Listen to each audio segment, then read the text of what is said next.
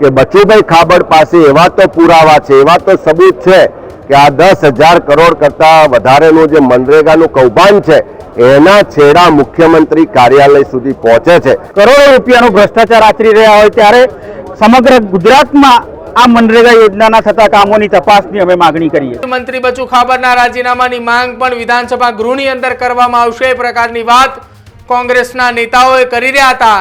નિષ્પક્ષ તપાસ થાય એટલે એમને મંત્રીમાંથી રાજીનામું આપી દેવું જોઈએ, એટલે સરકાર બે મોઢાની વાતો બંધ કરે।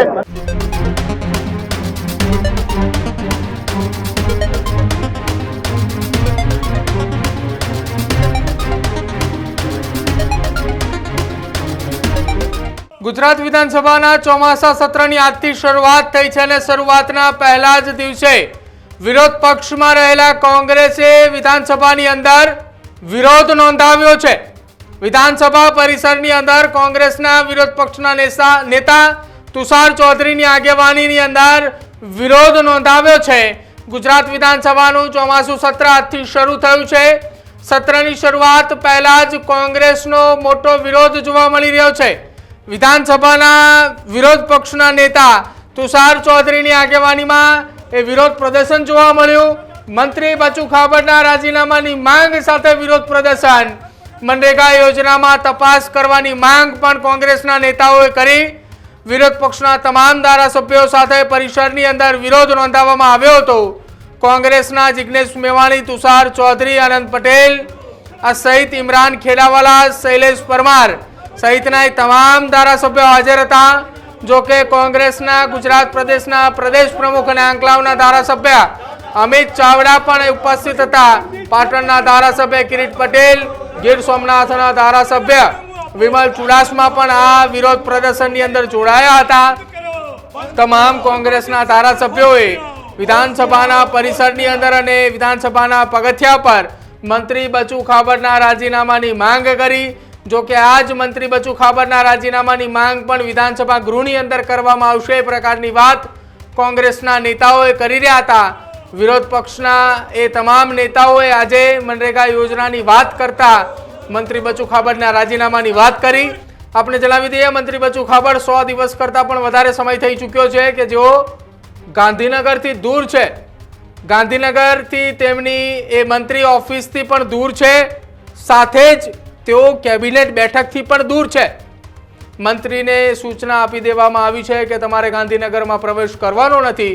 જો કે તેમના વિભાગના સરકારી કાર્યક્રમોની અંદર પણ ખુદ મંત્રી હાજર નથી રહેતા અને વિધાનસભાના ચોમાસા સત્ર દરમિયાન પણ પંચાયતી વિભાગના તમામે સવાલના જવાબ રાઘવજી પટેલ આપવાના હોવાની વાત પણ સામે આવી છે। એટલે કે વિધાનસભાના ચોમાસા સત્રમાં પણ મંત્રી બચુ ખાબડે હાજર નથી રહેવાના। આ સૌથી મોટા સમાચાર હાલ સામે આવી રહ્યા છે કે જ્યાં કોંગ્રેસે વિધાનસભાના સત્રના પહેલા જ દિવસે વિરોધ નોંધાવ્યો હતો। વિરોધ નોંધાવતાની સાથે જ ગુજરાત પ્રદેશ કોંગ્રેસના પ્રમુખ અને આંકલાવના ધારાસભ્ય અમિત ચાવડાએ શું કહ્યું બચુ ખાબડના રાજીનામાની માંગ સાથે, સાંભળો એ પણ।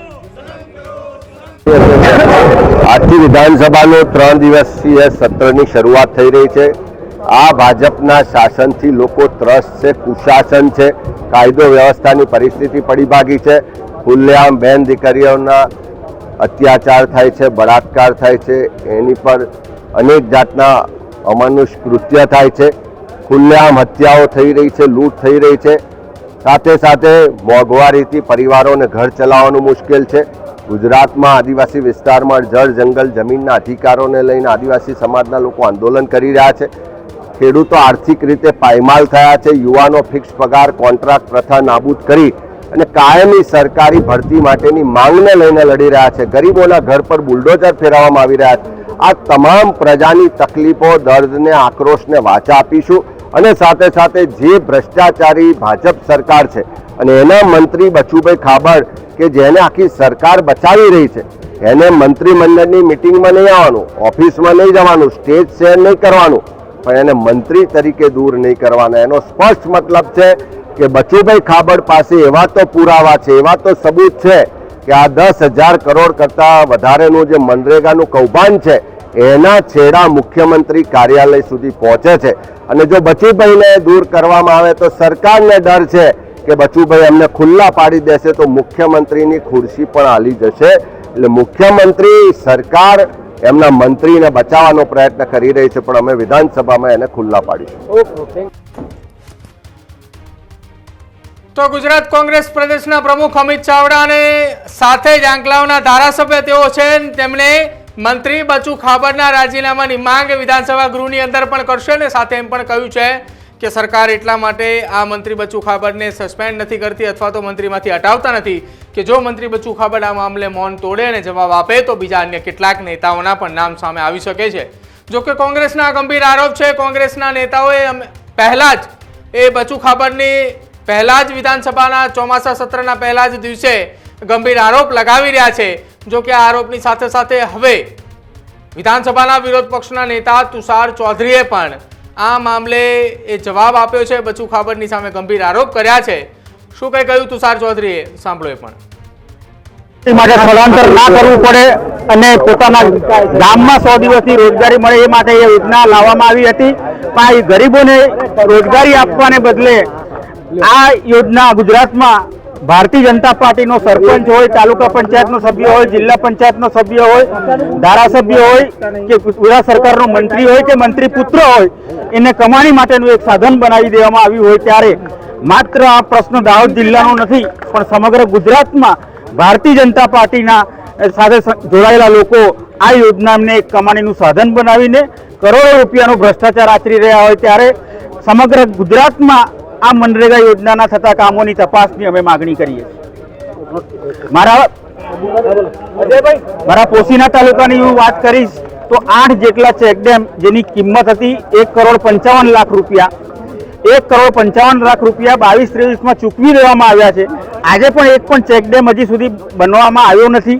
મેં મારા મત વિસ્તારમાં શોધવાનો પ્રયત્ન કર્યો કે આ ચેકડેમના કામો ક્યાં ચાલે છે, એ સ્થળ પણ હું જોઈ ના શક્યો અને મેં કલેક્ટરને સંકલન સમિતિમાં પૂછ્યું કે ભાઈ કલેક્ટરને ડીડીઓ તમે મારી સાથે આવો ને મને આ કામ ક્યાં ચાલે છે બતાવો, તો હજી આજે 2 મહિના થઈ ગયા છે, કલેક્ટરને ડીડીઓ મને જવાબ પણ આપી નથી શક્યા અને સ્થળ પણ બતાવી નથી શક્યા. એના પછી જ સાબિત થાય છે કે આમાં કેટલો ભ્રષ્ટાચાર ચાલી રહ્યો છે.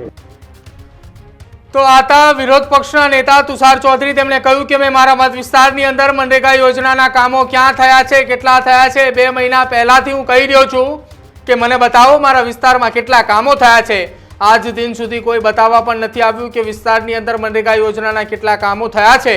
આ વાત ઉપરથી નક્કી કરી શકાય છે. તુષાર ચૌધરીએ એવું કહ્યું કે કેટલા કરોડો રૂપિયાનો ભ્રષ્ટાચાર એ મનરેગા યોજનાની અંદર થયો છે. આજ દિન સુધી મનરેગા યોજનાની અંદર થયેલા પ્રકારના ભ્રષ્ટાચારના આરોપ પ્રતિ આરોપની સામે ક્યારેય કોઈએ ખુલીને અથવા તો કોઈએ ઊંડાણથી તપાસ નહીં કરી હોય, પરંતુ જ્યારથી બચુ ખાબડના બંને પુત્રોની ધરપકડ થઈ ત્યારથી જ આ એ મનરેગા કૌભાંડની અંદર આપના ધારાસભ્ય ચૈતર વસાવા અને કોંગ્રેસના દિગ્ગજ નેતાઓએ આ મામલે તપાસ કરી રહ્યા છે. તેમના વિસ્તારની અંદર સર્વે કરી રહ્યા છે કે કયા વિસ્તારમાં કેટલા રૂપિયાની એ મનરેગા યોજનાની અંદર કામ થયા છે અથવા કૌભાંડ થયા હોવાની વાતો સામે આવી છે, જેમાં ગુજરાતના અનેક એવા જિલ્લાઓની અંદર વાતો એ સામે આવી રહી છે કે આ એ વિસ્તારોની અંદર કામો થયા જ નથી, તેમ છતાંય સરકારે પૈસા મંજૂર કરાવ્યા હોય અથવા તો તે વિસ્તારની અંદર મનરેગા યોજનાને નામે એ લાખો કરોડો રૂપિયા મંજૂર થયા હોય અને પૈસા ઉપરી પણ ગયા હોય. જો કે આ મામલે પાટણના ધારાસભ્ય કિરીટ પટેલે પણ નિવેદન આપતા એ મંત્રી બચુ ખાબડની સામે શું કંઈ કહ્યું, સાંભળો એ પણ. આજે વિધાનસભાના સત્રનો પ્રથમ દિવસ છે. ભારતીય જનતા પાર્ટીના શાસનની અંદર એક બાજુ ભ્રષ્ટાચાર મુક્ત શાસનની વાતો કરવામાં આવે છે, કરોડો રૂપિયાના ખર્ચે જાહેરાતો કરવામાં આવે છે, ટોલ ફ્રી નંબર જાહેર કરવામાં આવે છે, પરંતુ ભારતીય જનતા પાર્ટીના શાસનની અંદર બતાવવાના જુદા અને ચાવવાના જુદા એવી પરિસ્થિતિ થઈ છે. રાજ્ય સરકારના મંત્રી એક બાજુ ભ્રષ્ટાચારની અંદર એ સંડોવાયેલાના પરિવારના સભ્યો સંડોવાયેલા હોય, એ ચૂંટાયેલા પ્રતિનિધિ તરીકે મિટિંગોની અંદર હાજર ના રહે, કેબિનેટની અંદર હાજર ના રહે, વિધાનસભાની અંદર હાજર ના રહે, તો સરકારે નૈતિકતાથી એમનું રાજીનામું સ્વીકારી દેવું જોઈએ, એમને રાજીનામું માગી લેવું જોઈએ અથવા નિષ્પક્ષ તપાસ થાય એટલે એમને મંત્રીમાંથી રાજીનામું આપી દેવું જોઈએ. એટલે સરકાર બે મોઢાની વાતો બંધ કરે, કાં તો ભ્રષ્ટાચારીઓને દૂર કરે, તો સરકાર જાહેર કરે કે અમે ભારતીય જનતા પાર્ટીના શાસનની અંદર મંત્રીઓને અમે ભ્રષ્ટાચાર કરવાની છૂટ આપી છે અને એના વિરુદ્ધમાં આજે અમે વિધાનસભા આગળ આજે દેખાવો કર્યા છે.